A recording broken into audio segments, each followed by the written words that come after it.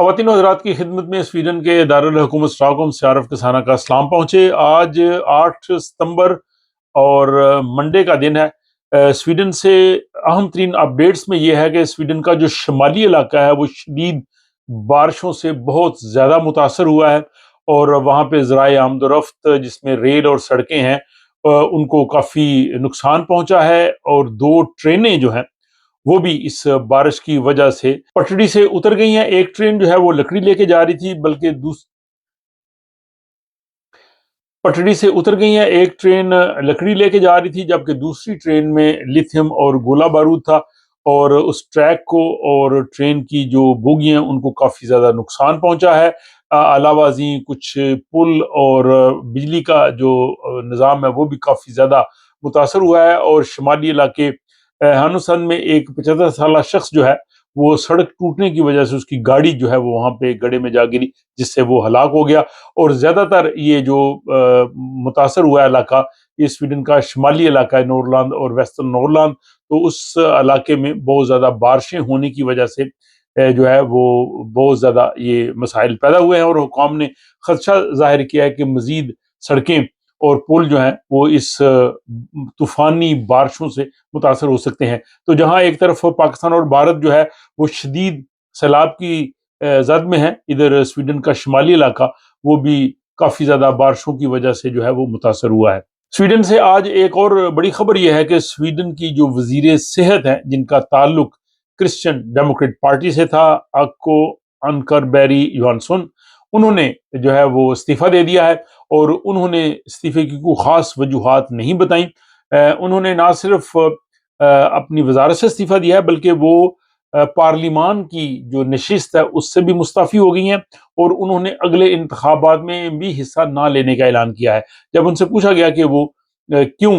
یہ مستعفی ہو رہی ہیں، تو انہوں نے کہا جی کہ میرا اب کچھ اور کام کرنے کا ارادہ ہے، اور میں چاہتی ہوں کہ انتخابات میں 1 سال ہے تو کوئی اور جو ہے وہ پارٹی کی جانب سے یہ منصب سنبھالے، تاکہ وہ انتخابات کے لیے جو ہے وہ تیاری کر سکے۔ تو اس لیے اب انہوں نے وزارت اور پارلیمنٹ کی رکنیت بلکہ سیاست کو چھوڑنے کا اعلان کیا ہے۔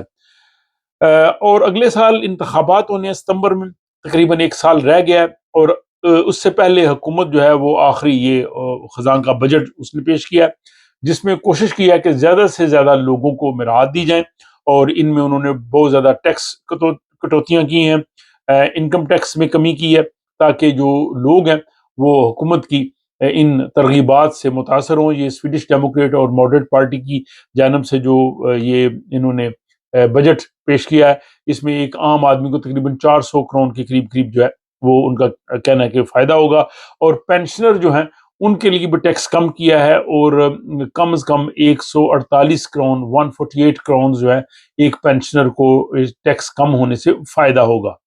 اور مجموعی طور پر حکومت نے 30 ارب سویڈش کرون کے جو ٹیکس کٹوتی کا اعلان کیا ہے، اس میں جو فیملی والے لوگ ہیں ان کے لیے بھی انہوں نے کچھ امرات رکھی ہیں۔ علاوہ ازیں کھانے پہ جو 12% ویلیو ایڈڈ ٹیکس تھا اس کو 6% کر دیا ہے، اور بجلی کی قیمتیں جو ہیں وہ بھی کم کرنے کی کوشش کی گئی ہے، اس پہ جو ٹیکس تھا اس کو وہ کم کر رہے ہیں۔ تو یہ تمام تر امرات دینے کا مقصد یہ ہے کہ لوگوں پہ ٹیکسز کا بوجھ کم ہو، اور لوگ جو ہیں وہ موجودہ حکومت کی پالیسیوں کی حمایت کریں۔ لیکن اس پہ جو اپوزیشن کی سب سے بڑی جماعت ہے سوشل ڈیموکریٹ، انہوں نے تنقید کیا، انہوں نے کہا جی کہ چائلڈ بینیفٹ نہیں بڑھایا گیا، بچوں کی جو فیملیز ہیں ان کے لیے چائلڈ بینیفٹ بڑھانا چاہیے تھا، لیکن بار مدراگ میں کسی قسم کا اضافہ نہیں کیا۔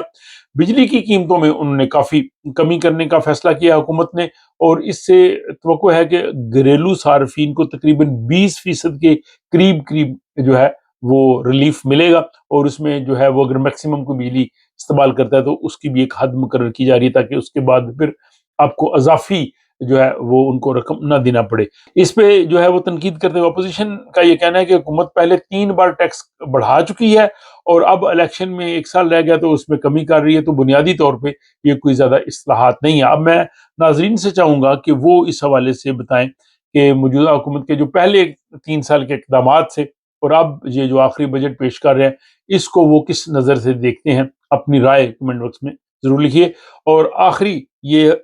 وارننگ ہے ایس او ایس کی طرف سے کہ بہت سے جعلی ایس ایم ایس ان کی جانب سے لوگوں کو بھجوائے جا رہے ہیں، جس میں